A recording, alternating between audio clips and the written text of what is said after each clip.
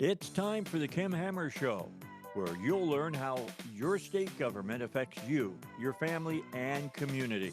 Here's Kim Hammer.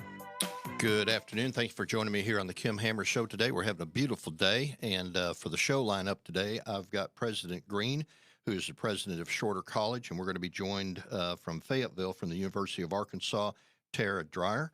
And then we are going to have, in the second half of the show, I have some ladies coming in from the John 317 ministry. They're going to be in the area. I think it's September 7th. We'll let them give you the details for an event, and that is an excellent ministry. John 3:17. It is the female version of the John 3:16 ministry. If you've heard of it. And then we'll finish out the hour, hopefully, with a call from Shane Broadway to give us final instructions about the Salt Bowl that's occurring tonight. And that'll be an event that you want to come out. If you don't have any other plans, it'd be a great night for you to come as a family and just watch two teams duke it out on the football field. But first of all, we're going to go straight into a conversation about Reimagine Arkansas Workforce Project.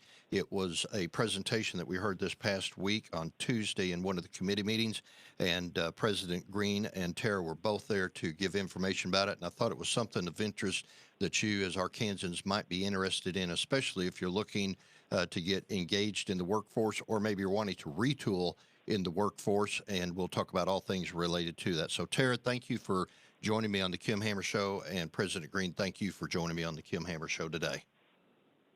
You're welcome. Thank you for having us. Thank you. All right, let's start off by doing this. President Green, let me give you a platform to talk about Shorter College for a minute, and then Tara, talk about the working relationship between the University of Arkansas and Shorter College, and then we'll get into the Reimagine Arkansas. President Green, tell us a little bit about Shorter College. Shorter College is a 2-year open admission liberal arts academic institution. It is a historically black institution, what's known as an HBCU. It was founded in 1886 by the African Methodist Episcopal Church. And as far as the population that you reach, because you're located here in Little Rock, the population that you primarily reach, you referenced that in the committee the other day. Who is the population that you're trying to reach? Well, for the Reimagine grant, we have 4 targeted populations, and these are persons who are primarily not your typical college students. In fact, they really, to participate in this program, they don't even have to be eligible to be college students.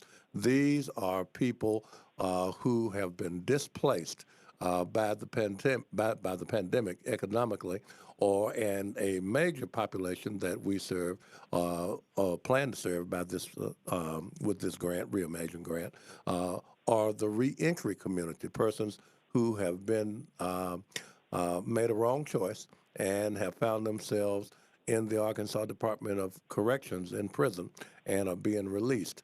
It also serves underemployed workers. So we believe that this program will have a major impact on the economy of Arkansas.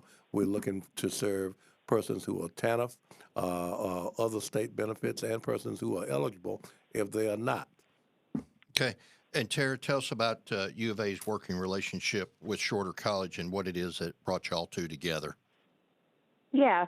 So an opportunity presented itself for the Arkansas Division of Workforce Services to submit this federal grant through the Department of Education. And a part of what the Reimagine grant hoped to accomplish was to help individuals who were laid off because of COVID-19 or are unemployed, underemployed, or live in economic opportunity zones within the state of Arkansas. So Shorter College and the University of Arkansas work together to submit the grant so we can offer short-term training programs to individuals to reenter the workforce.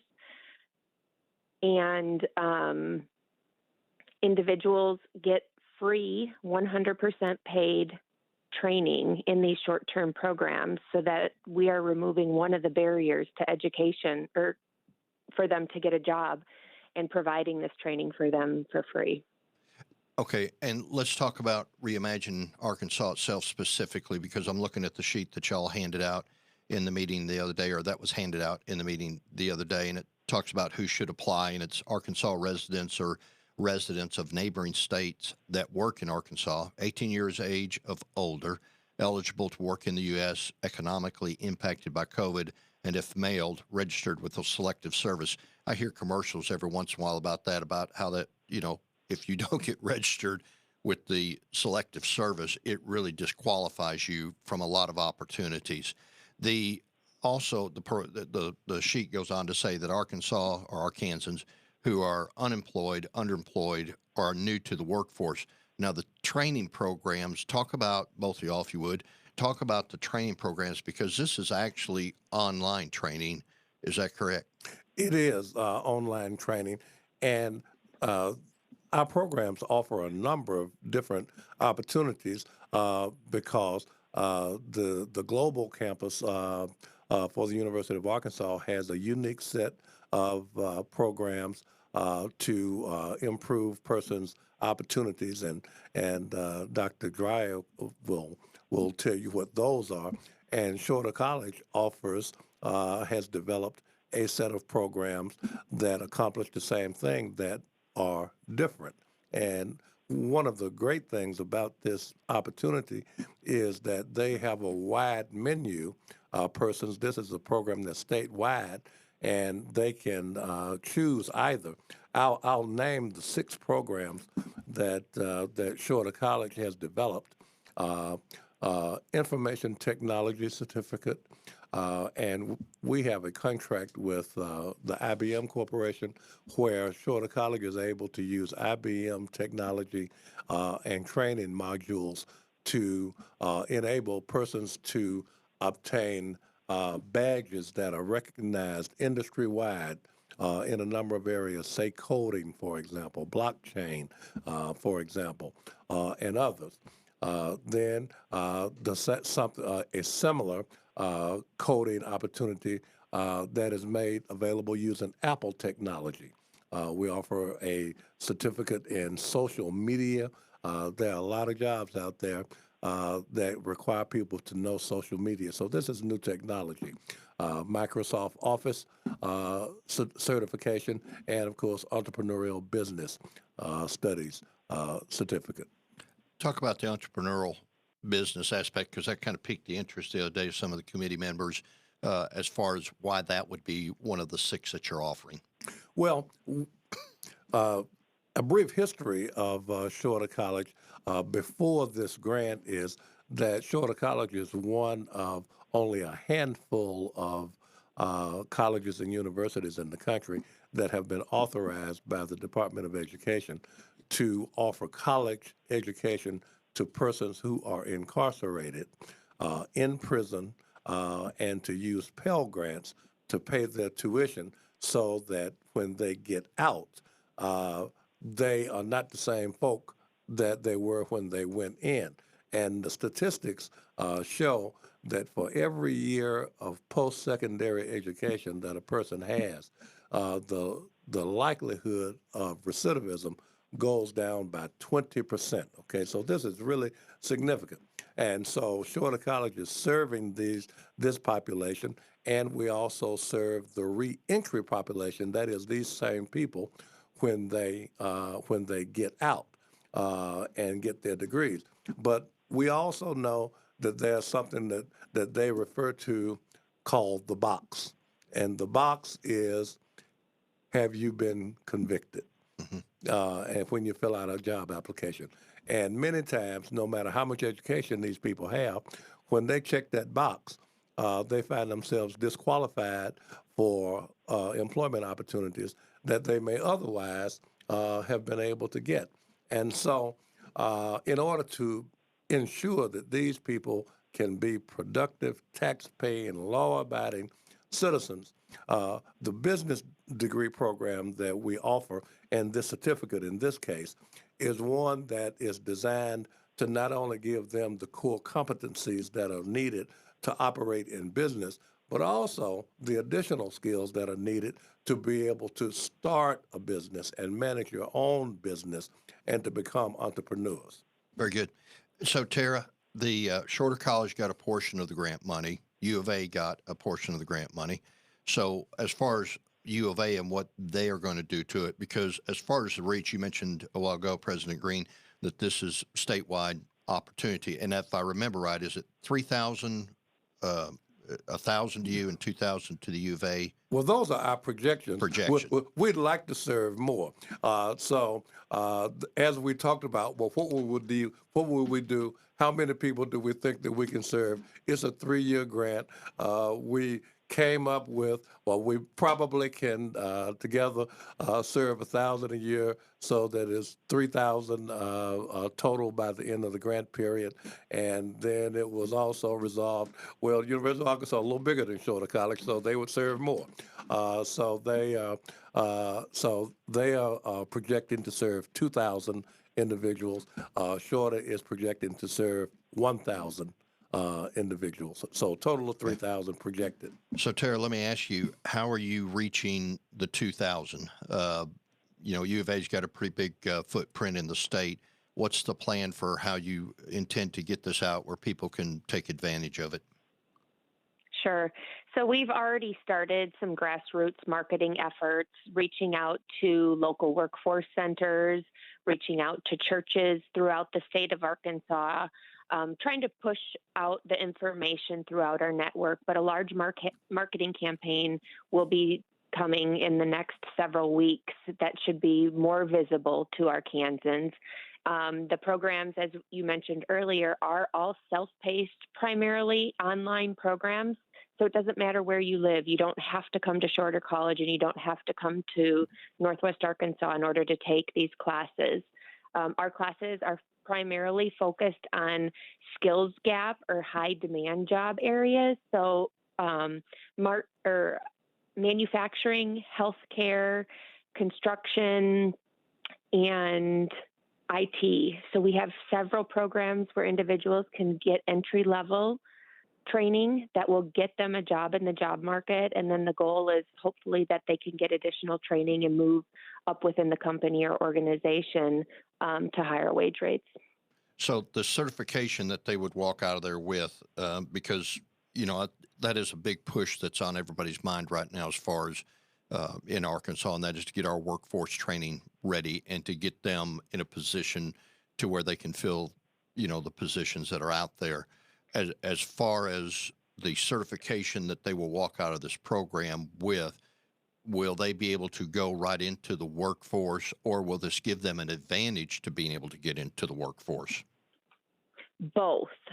So some of them are actual professional certifications, like a SHRM certification. And then some of them, they will get certificates of completion from the University of Arkansas, showing that they have the competency in whatever program they go into to be able to enter into an entry-level workforce. So we also have partnered with the Office of Skills Development and with Workforce Services so that some of the programs you can enter into a pre-apprenticeship program, get some entry-level training online, and then move into a registered apprenticeship program in a skilled trades area or within IT. Do the people that would participate in then, would these certificates be awarded by the U of A or by Shorter College, or who's putting their stamp of approval on it, whichever one of y'all two that they go through? Yes. Okay. That's exactly right. Mm-hmm. Okay. So I've got the website, and I'm going to give it to you, and I'll get Elizabeth to put it up on the Kim Hammer Show website. You can go up there to the kimhammershow.com in order to find this, but it's training.uark.edu/reimagine.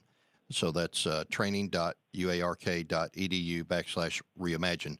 Does this mean that if they get involved in this, if somebody wants to take advantage of this, that they're actually going to have to enroll in either the U of A or Shorter College, or is this just something that isn't going to require enrollment? This is extra activity that is not official college enrollment in either institution. So they don't have to jump the hoops to meet the criteria to be enrolled as a college student. Okay. They just need to meet the grant eligibility requirements. That's exactly right. So it's not a credit program. It's not an undergraduate degree program. It's a non-credit career pathway or workforce development program that they would get professional certification for. talk about what the requirements are, because in the meeting the other day, you talked about, you were asked about the number of people that have participated in it so far. And, not everybody's going to qualify for this. What is it? What are the qualification requirements in order to be able to participate in this?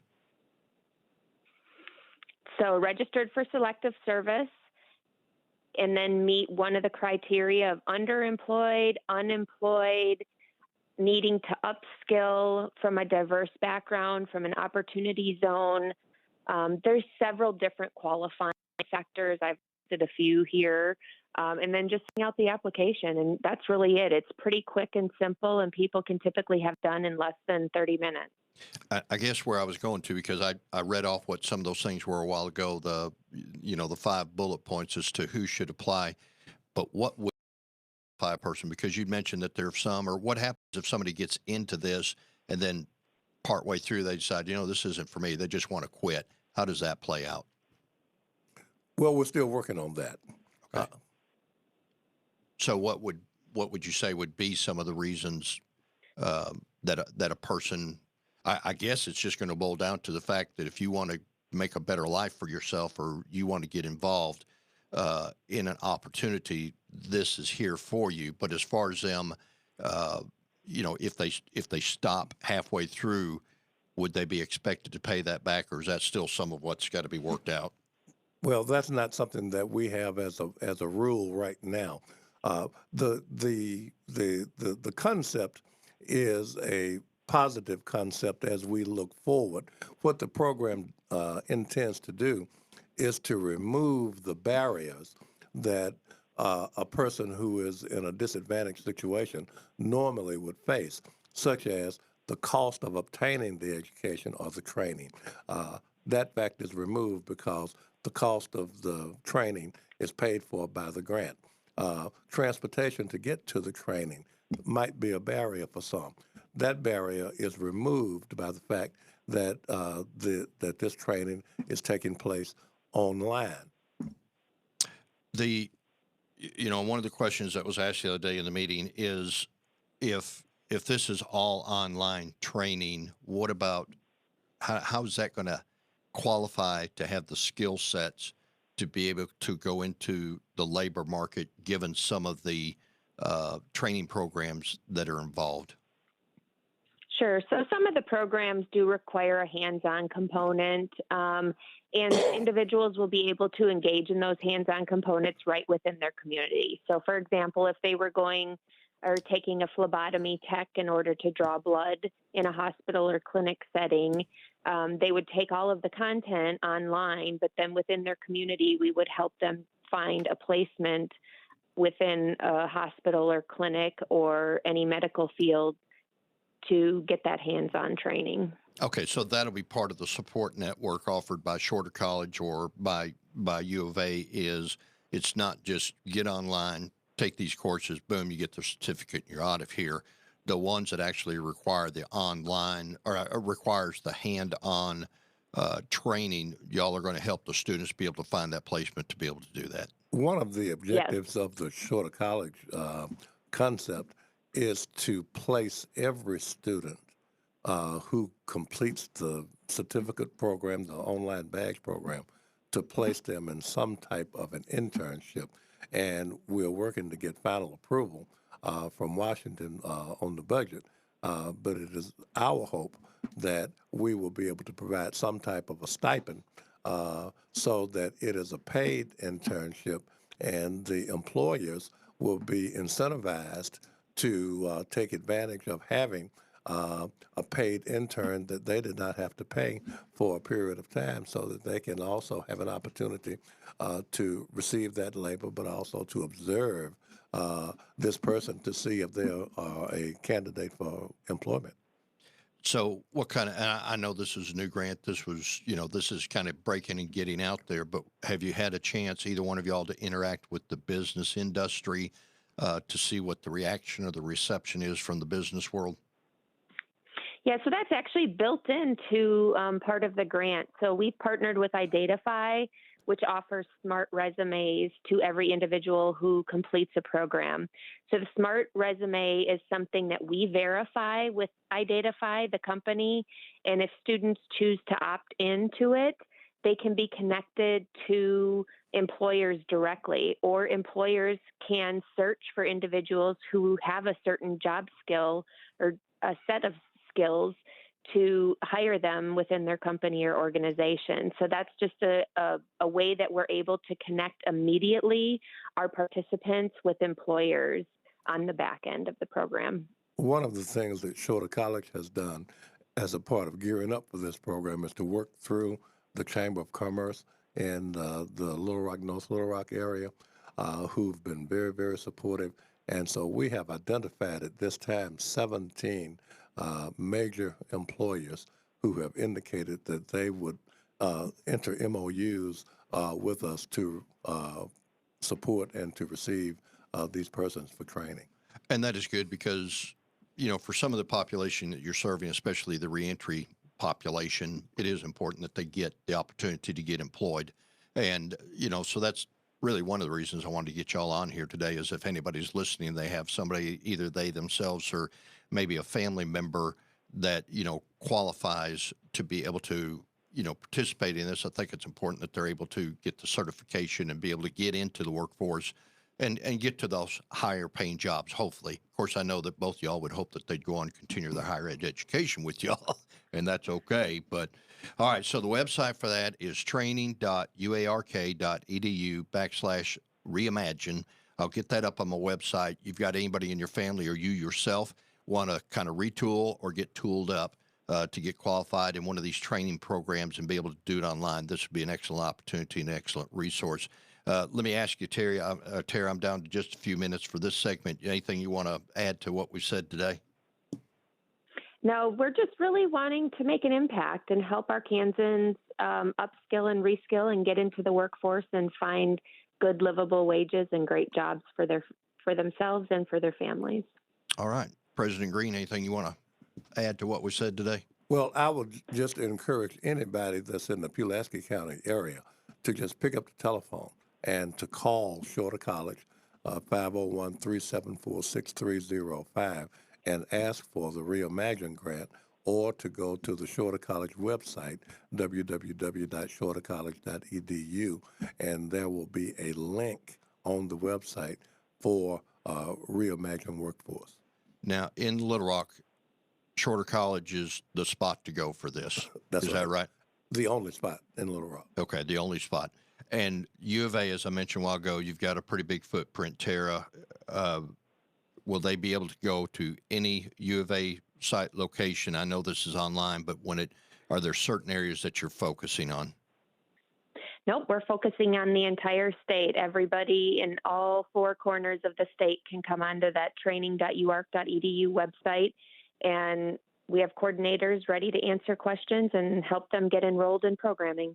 Okay, I'll get that up on there. President Green, I've got like 2 minutes. I'm going to give you an open mic to close. Anything you want to say about Shorter College before we go? I want to say that the Shorter College prides itself on being your path to possible. Our slogan is "You Fit Here." We know that there are a number of persons who are not normal college applicants. This is the opportunity. This is the time. The persons, if you've been in prison and you're getting out, this is the time. This is the chance for your yesterday, for not to be your tomorrow. There is opportunity here. So I encourage everybody to don't miss this opportunity. Very good. President Green, thank you for being on the Kim Hammer Show today. Tara, I appreciate you being on the Kim Hammer Show. We've been talking about the Reimagine grant that is available. You can go up to my website at thekimhammershow.com.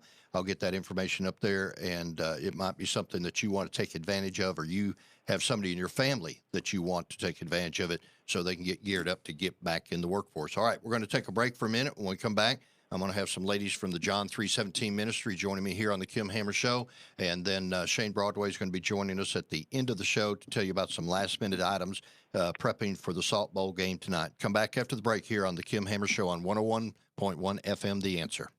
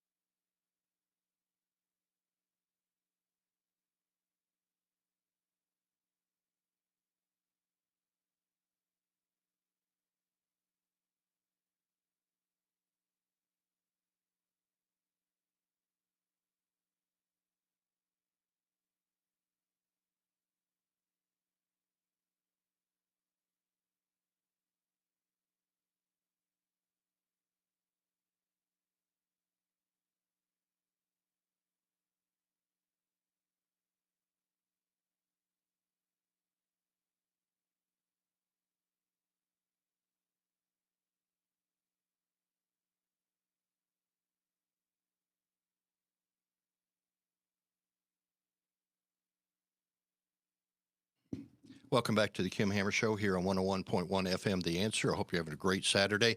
And we'll have Shane Broadway on here toward the end of the show to give you some updates as far as the last-minute prep for the Salt Bowl game between the Bryant Hornets and the Benton Panthers. An exciting evening that if you don't have anything else planned, it'd be a beautiful evening to come on out, enjoy a community activity, watching a great football game. All right, this half of the hour, I've got on Beverly and Brandy, who are with the John 317 Ministry, which is located up outside of Newport. I'll let you all get into the specific details. John 317 has a companion ministry, which is John 316, and that's for the guys, but y'all take care of the girls that come your way. So let me just start off by asking you to give a further explanation of John 317 and the ministry that it is, and just give some general background on it. Okay, we are located about 8 miles east of Newport in Jackson County. We are a year-long recovery ministry for women suffering with addictions. We go out and work in the community after they've been there a little bit. We have volunteer Bible teachers Monday through Friday who teach class for 2 hours a day. We do a lot of, fun church events, and we just try to teach our ladies how to get back into society, but also to build a firm foundation where they can be better mothers, daughters, children, just better women. Brandy? Oh, Beverly, sorry. That's okay. I'm just going to piggyback off Brandy, really. I went through the program. It'll be 6 years in October, and I struggled with alcohol and prescription medication, and it was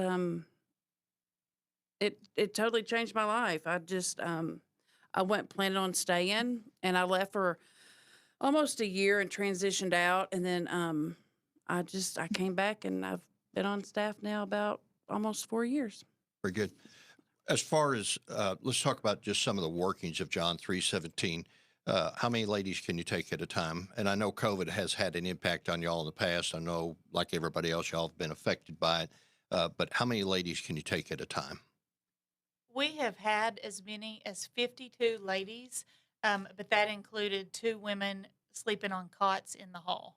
But, and that was a couple years ago before COVID, and it was during the holidays, and our director, Suzanne and Jim, they could not turn them away because it's such a difficult time for addicts and alcoholics. So we try to make a place, but we are, having fundraisers to try to build more cottages to help house more women. And I've been up to your facility. It is out in the middle of nowhere, but it Yes. is a beautiful facility, that is very accommodating, to the needs of the residents. With regards to what it takes to get into John 317, what does it take for somebody to get in there? Go ahead, Bev.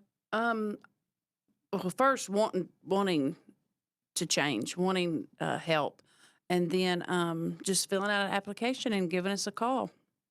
So do y'all go through an interview process? Yes. I know on the John 316 side, they've got to go through an interview process to help determine if the person is really ready for, to get their addiction treated. Yes, we usually do a couple of phone interviews, and then they'll do like Zoom. We used to do face-to-face, but now that COVID, we just do Zooms. Okay.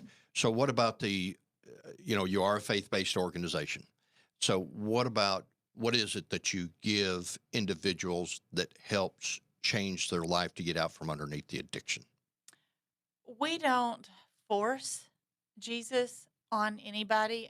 We try to lead by example, and we have been blessed by so many people in the community and by other ministries that we are involved with. And I think just the Bible teachers and so many people, donating their time. And then when these ladies see that that we're there because we want to be there, I think that has a lot to do with it.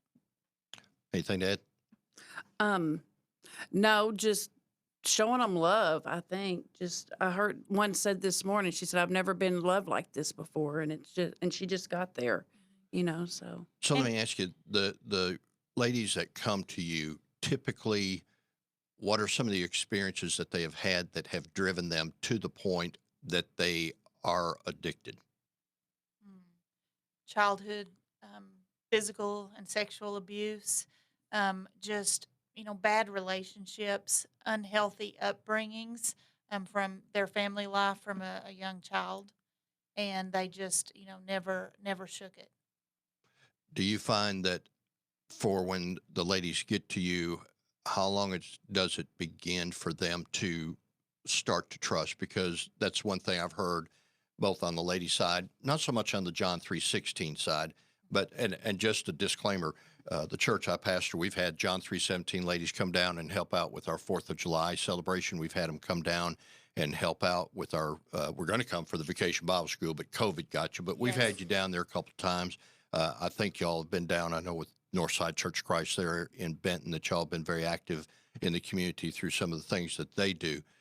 But having had the opportunity to visit with some of the ladies, how long does it take for someone to actually get into the position that they trust you, coming from the background of broken trust that they have? I think it depends. Some people are so eager for forgiveness and love, and that they're more than willing to trust right away. But we have two counselors that are there Monday through Friday, and so the ladies have access to that. And if and normally they're seen once a week, but if they want to be seen more, that is a possibility. And so they really trust them, and then it seems like it just comes with the territory, I believe. You feel like you're in like a forgiveness zone when you get there, and we don't judge. We just say no matter how long we've been there, we're all level at the foot of the cross. So, and we make mistakes daily, so we pick ourselves up daily and just keep marching forward. As far as the practical skill sets that you give them, and I understand faith-based because I have a relationship with Christ, and I understand the power that brings that can't be given to you by the world, but are practical tools that you place in their hands in order to help break the cycle. Because in talking to some of the guys on the 316 side and some of the ladies on the 317 side, you can want to get out from underneath it, but it takes time to let the substance, whatever it is that's in your system, process out, kind of flush out. Are there practical tools that you give them along with the spiritual tools that help them overcome their addiction? Well, I think because we offer so many courses, like we have a wounded heart, and it's for childhood sexual.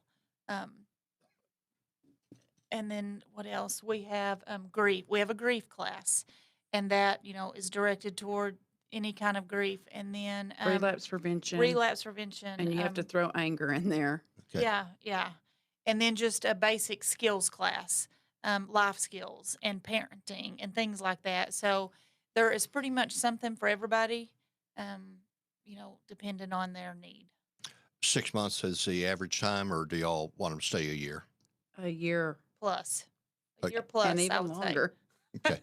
So if you've got only 50 slots, a year plus, given the demand out there, you pretty well have a rotating door. Do you find that most of the ladies stay the full year once they get there, or how many get up there and realize it's not for them, or for whatever reason they exit the program?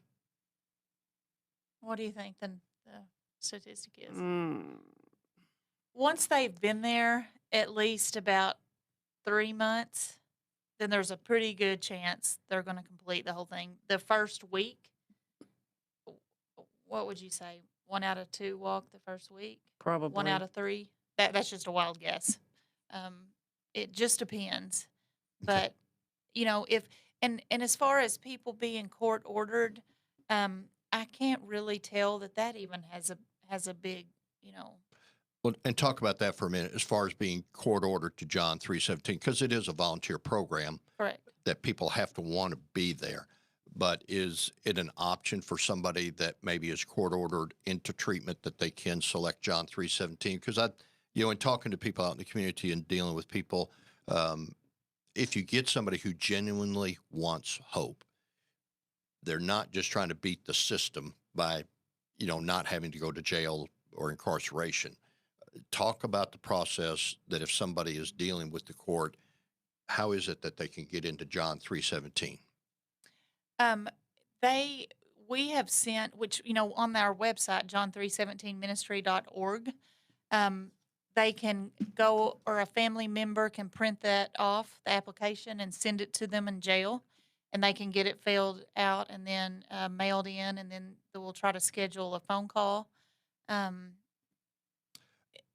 Do you find that most counties are cooperative with you? That's something that, in the last couple of weeks I've encountered with a couple meetings, just getting the county legal authorities to be cooperative in allowing people the opportunity either to come John 3:16 or John 3:17 or even another faith-based organization. Are you finding that people, for the most part, in the legal positions are willing to work with you to let people get to you?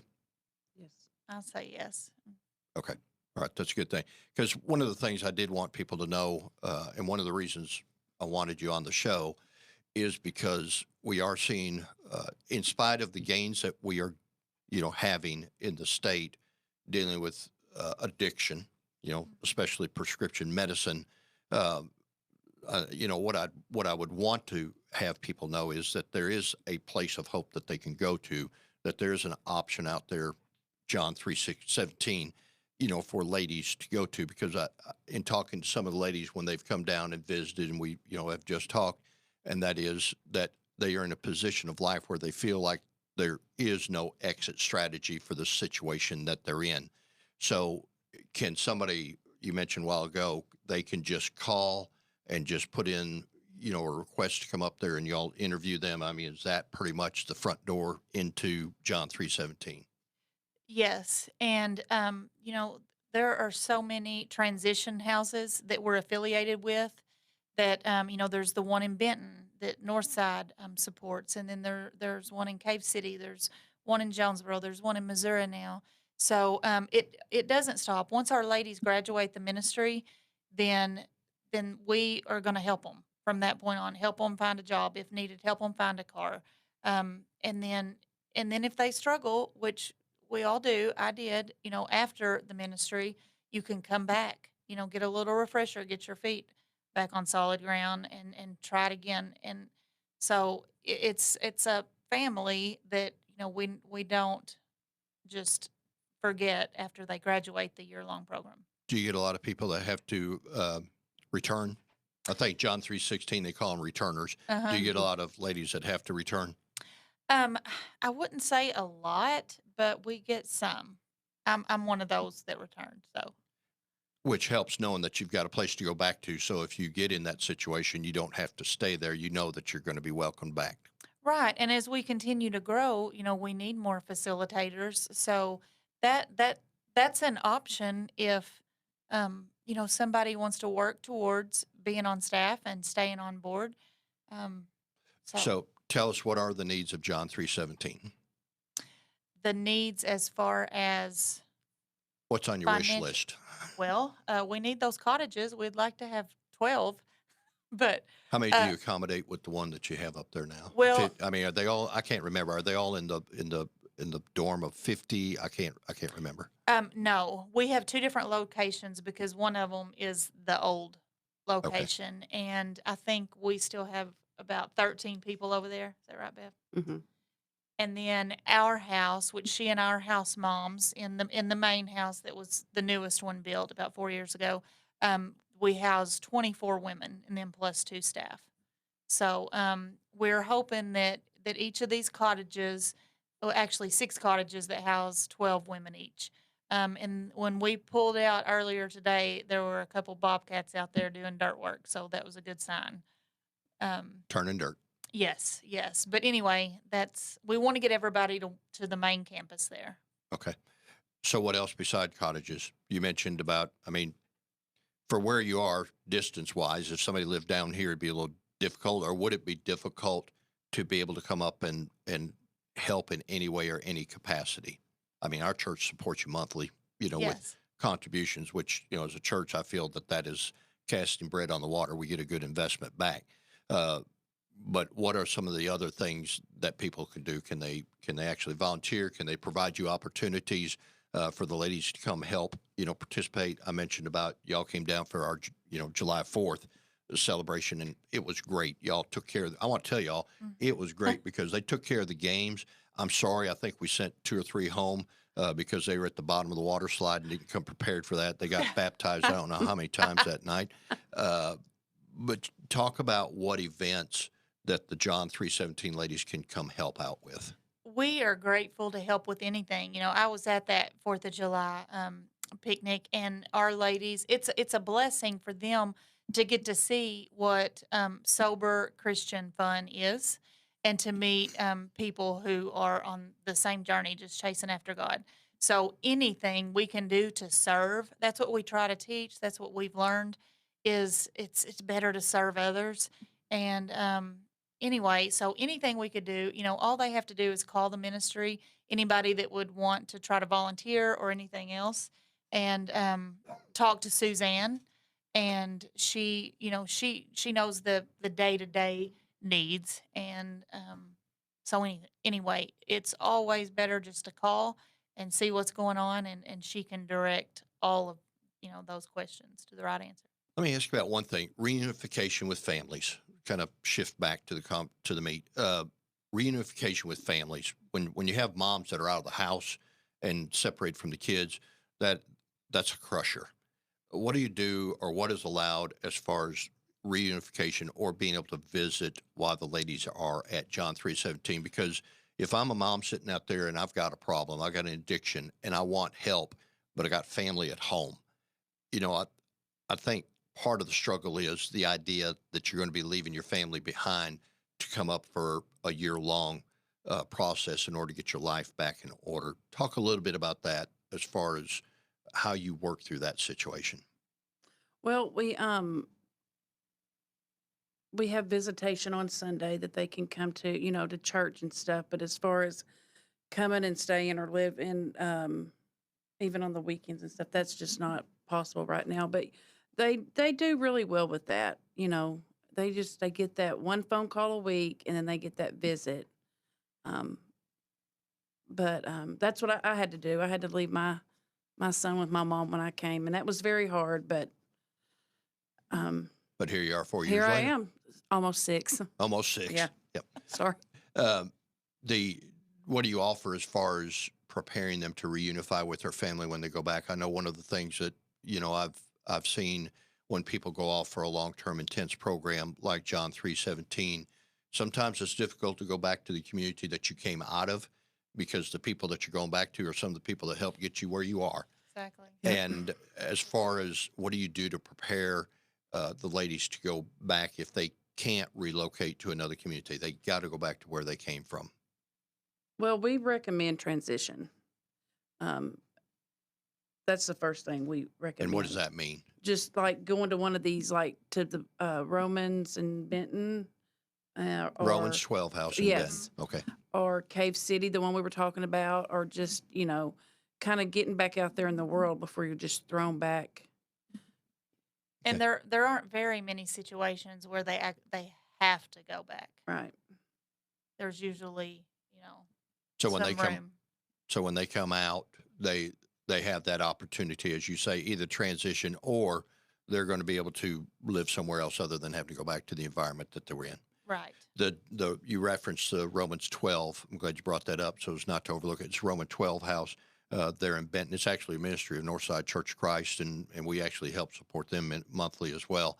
But that is a great opportunity, because even in youth, I think sometimes the problem is that they go to a place like John 3:17, they get straightened out, they get their life on track, they get those addictions under control, and then if they have to go back into the same environment, that may account for some of your returners. But I've seen that, especially with dealing with youth, is that it's almost unfair to put them back into that. The Romans 12 house gives that, and I won't call her name, but if she's listening, she'll know who she is. A real success story of one of the young ladies that came out of John 3:17, went to the Romans 12 house in Benton, and she is actually clerking for an attorney. And I think Last time I talked to her, I think she's going to law school, if I'm not mistaken. And that is a real testimony of what y'all have done, because if it wasn't for y'all, she wouldn't be there. She wouldn't be where she is. So, all right. So let me ask you, you got an event coming up. Let's plug it. Let me see the slip and let me hold it up for our Facebook audience that's listening. There you go. So go ahead and talk about the event a little bit that you got coming up. Or do you need the cheat sheet to see? I got it. All right. Go ahead. Okay. Tuesday, September 7th, at the Benton Event Center. We have had to reschedule once because of COVID-related stuff, but that's behind us. We are praying. So Tuesday, September 7th at the Benton Event Center, doors open at 4:30. We have a silent auction, which starts at 5. Dinner will be served at 5:30, and our ladies will be frying up some catfish. Oh, so the ladies fry up the catfish? Yes, too? John Okay. 3:16 taught us. I think Are you better than John 3:16? I believe so. Okay. Trash talk. Okay. And then the silent auction will end at 6:30. Entertainment starts at 6. And then we have ladies giving some testimonies, some beautiful songs. A couple of ladies from the Benton area actually will be singing. It's just going to be a good night, a family fun. And I realize, it's a weeknight, but we didn't want to interfere with Friday night football or Thursday night football or Saturday college football. So we're going to be in Benton on a Tuesday night and having fun. Everybody's got to eat. Yeah, yeah. And what time does it start again? The silent auction starts at 5, so we'll be opening the doors at 4:30. But the dinner's at 5:30, and the entertainment starts at 6. Okay, very good. And if you want tickets, I'll tell you what to do. If you want tickets, what can they do to get access? I mean, I'm going to have some. You can get a hold of me, but what can they do if they want tickets? Okay, let me give you the number to our ministry, and it is 870-217-5603. Okay. And we will put your name on tickets and have them for you at the door. We'll call. Okay, Yes. so it's 870-217-5603. Or if you know me and you know how to get hold of me, just call me. I'm going to keep some of the tickets, and I'll be sure to get them to you, and that'd be a great event to sponsor you for. Ladies, thank you for being on the Kim Hammer Show today. I've got Shane Broadway going to call in. We're going to talk about the Salt Bowl for a minute, but that's the John 3:17 ministry. If you have somebody that's a female that's in an addiction crisis, I would highly recommend you getting a hold of John 3:17, because I can tell you, having seen the results of what y'all do, it's a great place to go if you want to get your life back. Ladies, thank you for joining me here on the Kim Hammer Show. Thank you. All right, Thank you. right now I'm going to get Shane Broadway on the show. And Shane, thank you for joining me here on the Kim Hammer Show today. Thank you for having me, Senator. Appreciate it. Very good. If you ladies want to sit right there, that's fine, or hang on a second. All right, Shane, let's talk about Salt Bowl for a minute. It's coming up tonight. Give us the last-minute details of what people need to know if they want to go to the Salt Bowl. Well, we're loading vendors in right now for the tailgate party that will start at 4 o'clock this afternoon. If you do not have a ticket as of right now, you can still go by any Big Red store in Saline County. There may or may not be a T-shirt to go along with your ticket right now, but if there are T-shirts, a ticket and T-shirt is $12. If there are no T-shirts, then it will probably be $8 or $10. I can't remember what they actually settled on the other day, if there's not any T-shirts left at Big Red. But if you're going to come directly to the stadium, if you're not in Saline County and you want to get a ticket at the stadium, you can buy those at the gate for $15. Tailgate party will start at 4. I would encourage anyone coming to the stadium to avoid Fair Park. Go up University or go up the Pine Cedar route over to Markham, get on to Markham, and then come into the stadium that way. I would avoid Fair Park at any opportunity getting in and out of the stadium today. So that's just words of encouragement. We'll start the pregame actually a little bit early when we're going to do something really special tonight that just got kind of the last minute details hammered out. We're going to have a swearing in ceremony, Senator, for 40 new United States Marine Corps members. Oh, sweet. And, it's going to be really neat. We'll do that right before the national anthem. There'll be a flyover after the national anthem. So it'll be a really cool few minutes. They're going to help us lead the Pledge of Allegiance. And so we'll do that. So we'll start actually with, in order for everything to work time-wise, we've got to start pregame just a little bit earlier than normally we do. So we'll start about 6:20, 6:25, so we have enough time to do the swearing-in ceremony. All right. Well, I'm down to a couple minutes. Check-in. What should people expect when they get there as far as check-in? We always encourage people to come in the gates. The gates open 2 hours ahead of kickoff, so they'll be open at 5 o'clock. Come in early. There's a list of prohibited items on the Salt Bowl website or on the War Memorial Stadium website of things you can bring in and cannot bring in the stadium. You will go through metal detectors. Thanks to you and your leadership, we've got a whole crew of from FBI, state police, local police, fire, ambulance, everyone involved. We've been meeting for the last 6 weeks on the security plan, and the Incident Command Center is now in the War Memorial Stadium. So a lot of great people giving up their Saturday to be there, to be a part of it, to make sure everyone is safe and secure inside the stadium. Masks are not required for the game. Certainly, you're welcome to wear a mask if you want to and space out inside the stadium if you like. But we encourage you to get there early so you can get through security and get a seat in the stadium that you would like to enjoy the game from. So going to be an exciting night. A lot of fun. We're looking forward to it. It's great to be together again, and two great communities that you have the chance to represent, and I had the chance to represent, and hopefully we're going to have a really good football game. I think that's what we want. And Thursday we spent a little time on the radio together, and that's the one thing I'd like to see. I'd like to see a close game. I'd like to see a clean game. I'd like to see a safe family environment, and I think all those things will be achievable. All right, so tonight you got the details. What's the website that they can go up and check real quick? What is it? saltbowlar.com. You can also check us on social medias, or Salt Bowl AR on Twitter. Or Salt Bowl Facebook page also has information. If you can't come to the game, you can also buy the game on pay-per-view. Go to the Salt Bowl Facebook page. You'll find a link to purchase the game through pay-per-view. So lots of options, even if you can't come to the stadium. It'll be on 103.7 The Buzz. The Benton broadcast will be 106.7 Buzz 2.